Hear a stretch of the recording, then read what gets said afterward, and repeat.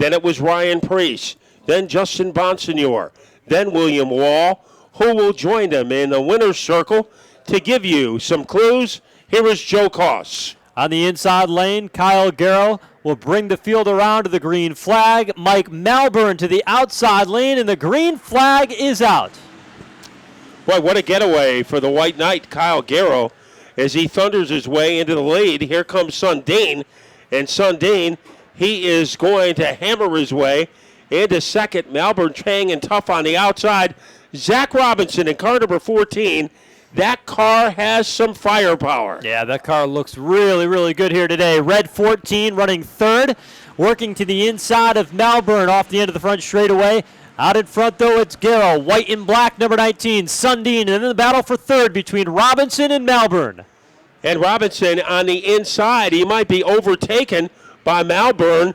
Third, fourth, and fifth could fit inside a lobster claw. But clutching third is Robinson, and he will hang on to that position at the stripe. Ryan Waterman is in a hurry. Yeah, Corey Fanning, the 47, is right in the middle of that, too. He looks in the rearview mirror and sees that 24 of Ryan Waterman, championship point leader. Good battles there, third, fourth, through sixth, all battling just outside and inside the top five. Last week's winner and current point leader, Sean Monahan, riding in 10th, one spot ahead of Larry Barnett. Sundin looking to elbow his way into the lead. They jettison their way off the corner, looking like the flames coming from a dragon on Game of Thrones. That is Kyle Garrow, but he is getting all he can handle from Sundin. Sundin, 36, bottom, wheel to wheel. Takes the advantage off turn number 4 and is back out in front. In third, Robinson being pestered by the 47 of Corey Fanning. Also in the neighborhood, that is Ryan Waterman. Waterman has nowhere to go with Robinson and Fanning running side by side in front of him. Here comes Fanning. Gets under the quarter panel of Robinson, trying to bring Waterman right along with him. Neck and neck at the line of the battle for third. As Waterman holding on to the shirt tail of Corey Fanning. Fanning gets into third. He had a fight for that position over Zach Robinson. And now here comes Waterman trying to make the same move up at the front, pulling away from Kyle Garrow. That is Scott Sundin. Sundin firmly in command of this one. The veteran, multi-time track champion, multi-time event winner. But the red car we're watching is that 14 of Robinson and Waterman, the wild man in that 24 car. I guess wild man is a pretty good way to describe him. The Tasmanian Devil of Ryan Waterman. Ryan Morgan trying to gain some ground in car number 31. Sean Monahan moving quickly. Remember, he was a winner the last time we were here. But the former national champion, Scott Sundin, leading by the length of an ironing board over Kyle Garrow. Garrow has been about 3 or 4 car lengths behind Sundin since that pass for the lead. Waterman and Robinson, 2 young drivers, trying to sort this battle out for fourth. And Waterman with inside position. He is going to gangbuster his way underneath the 14 car. And it's Ryan Waterman. The click into fourth. Ryan Morgan has picked up a lot of ground. He was behind by a furlong. And now he is close enough to tap dance on the back panel of the 14 car of Robinson. So Ryan Morgan has a fast car, and we'll see if he can get by Zach Robinson. Monahan's on pit road with that 55. Done that a couple of times with his street car. And it's a 1.7-mile road course here. You can visit tracknightinamerica.com to sign up. I've never done it. I've seen videos of it, but it's pretty cool. You can take your street car up and race at the speed and the level that you want to go at. The guys I work with don't have their driver's licenses. That's what happens when you work with a bunch of journalists. Is trying for the lead now. Kyle Garrow on the outside, like an arrow being shot out of a bow. Like Robin Hood has put him into the lead. It'll be the cross flags next time by. Garrow up high, trying to retake the lead. Sideways, Sundin. Sundin goes spinning in a battle for the lead. Garrow goes spinning a little bit later. Win 6 in a row tonight. But he did. And I asked anyway. Well, right now, Kyle Garrow, could he get his first ever Thompson victory? He is going to try it as he whirly birds his way out of the corner, trying to get the jump on Captain Chaos, Corey Fanning. Remember the electrifying victory Corey Fanning had at the Thompson World Series last year. Right now, he is on to the side of the car like dimples on a golf ball. Fanning, good run on the back straightaway. Puts the nose out in front. Garrow sliding up a little bit. Here's Robinson trying to take him 3 wide as they come back to the main straightaway. And Robinson backs off, or it would have been 3 wide. Morgan is in that pack. So the first 5 cars could fit in a hula hoop. Brett Gleason, he jackhammers his way into the top 4, and Fanning pulls away in the lead. Morgan losing some ground. Here's Larry Barnett in the yellow and red number 73, I should say. But it's Robinson away with second. Here's Gleason now to battle Garrow, the 2 black and white cars, for third. And Gleason usually has some late life in that car. So he is known for his finishes. Trouble for Barnett. He is in John Deere country. Laps left in which to do it. Field is doubled up. Whelen Engineering safety lights have gone out. We're coming back to the green flag. 9 laps to go.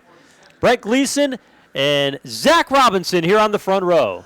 Gleason has some firepower on the inside, and he is going to scald his way into the lead. Robinson can't stay with him. Robinson almost lost it coming off the corner. Here comes Kyle Garrow. Will he make him pay a price for that?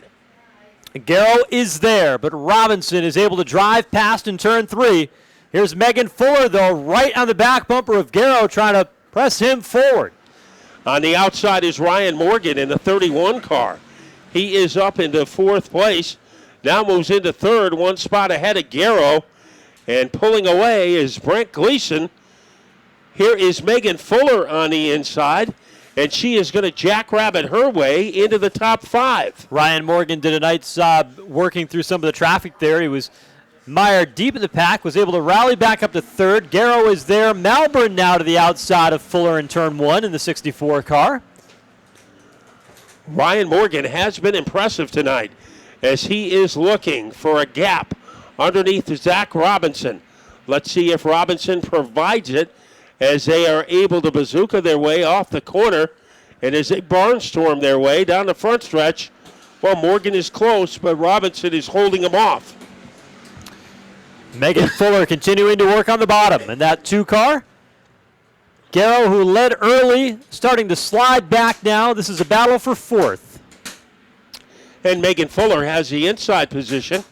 Let's see if it helps her out. It looks like it will, as she is able to whirly bird her way underneath Garrow. And by a half a car length, Megan Fuller is in the top 4. Garrow is not disappearing. 5 laps to go tonight.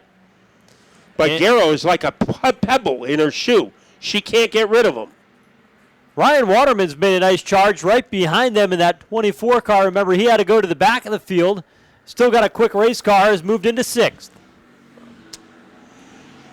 And let's see what Waterman can do. He's in his own comfort zone in car number 24. Best battle on the track, Zach Robinson versus Ryan Morgan, as Morgan can't get the inside position that he has been looking for. Kevin Mason making a great move, getting underneath Michael Malburn. So Mason always in the upper echelon of the field. But it is a fight for second, and Robinson has all the advantages. Morgan looking off turn 2. Got a fender there. Couldn't make it stick. Falls in line into turn number 3. But out front, it's 2 to go. Brett Gleason leading the way. So Brett the Threat is able to extend his lead over the combination of Robinson and Morgan. And Megan is ready to pester the back bumper of the Morgan car. Megan Fuller has a reputation for coming on strongly at the end of races. So she is right in the neighborhood of Morgan. And here comes Brett Gleason. 1 lap separating him from a come-from-behind victory. One more time around for Brett Gleason, trying to add another trophy to his trophy shelf back at home. Healthy advantage here. This battle is going to be for second. Robinson trying to hang on over Morgan here in the final 2 turns. So Brent Gleason comes out of turn number 4, and Brent will dent the victory column with an impressive performance. Robinson in second, followed by Morgan. Fuller in 4th, Garrow in 5th, Waterman 6th, Mason 7th, Randy Waterman 8th, Jason Chikolis in 9th, followed by Al Stone, who rounds out the top 10. Brent Gleason. Fun for you tonight. Oh man, it's been a long time coming. We've struggled very, very hard for the last year and a half. I put a new package together last year and it did not work out. We've worked hard week in, week out. This thing almost didn't even make it today. We didn't make it the last race. It died with 2 to go. This thing was coughing and sputtering for the last 8 laps. I was praying to make it. I want to dedicate this win to my aunt and uncle, Mary Jo and John. They suffered some incredible losses the last year and a half, and I want to tell them we love them and we're thinking about them. Well, a thoughtful wish right there, and appreciate it. And certainly, you got to be really happy, and you got a great crew that's happy about it too. Yes, they've been behind me since day one because they're family, and they better be.